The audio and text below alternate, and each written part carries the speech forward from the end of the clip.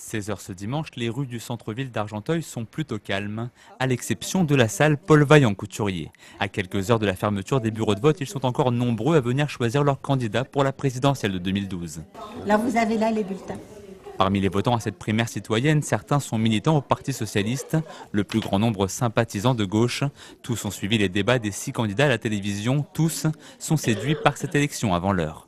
On peut voter à voter. Ce qui m'a motivé aujourd'hui, en fait, c'est le changement. J'avais envie vraiment de changement. Je pense que c'est très important pour toute la France et que bon nombre de personnes ont ce besoin de changement. Pour que ce ne soit plus Nicolas Sarkozy, tout simplement. Je trouvais que c'était bien qu'on ait le choix du candidat au niveau socialiste. Donc c'est pour ça que je suis venu en fait. J'ai le sentiment d'accomplir un vrai devoir parce que choisir le candidat socialiste dès la primaire lui donne plus de légitimité pour concourir à la présidentielle. Au premier recensement de 13 h sur les 9 bureaux de vote que compte Argenteuil, ils étaient déjà plus d'1 millier à avoir glissé leur bulletin dans l'urne. Un succès populaire qui ne surprend qu'à moitié la présidente du bureau de vote. Voilà, on peut dire que si je fermais le bureau là, on serait à 300. On avait quand même pris un peu la température en discutant autour de nous. Beaucoup de gens nous disaient on va venir voter, vraiment c'est une démarche qui nous intéresse. Mon voisin hier me disait j'ai pas eu le temps de regarder mon bureau, est-ce que tu peux me dire?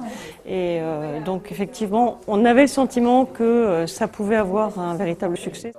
Un succès dont se félicite évidemment le maire de la ville. Chargé du dossier logement dans l'équipe de François Hollande, Philippe Doucet a attendu la fin d'après-midi pour lui aussi venir voter. La forte participation à ces primaires, il l'explique par la mobilisation de certains quartiers d'Argenteuil, pas vraiment ceux étiquetés électorat de gauche. Il y a plus de monde dans les bureaux dits bourgeois que par rapport aux bureaux populaires.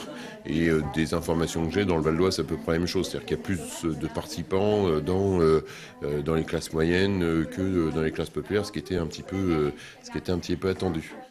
Et l'un de ces quartiers dont parle Philippe Doucet, c'est l'Écoto sur les hauteurs de la ville. Dans ce bureau de vote, pas de bousculade, mais une file d'attente pour atteindre l'isoloir. À voter. Un bureau d'ordinaire moins favorable à la gauche et pourtant rempli d'électeurs ce dimanche pour la primaire socialiste. Il n'en fallait pas plus à quelques militants pour émettre des doutes sur certaines motivations.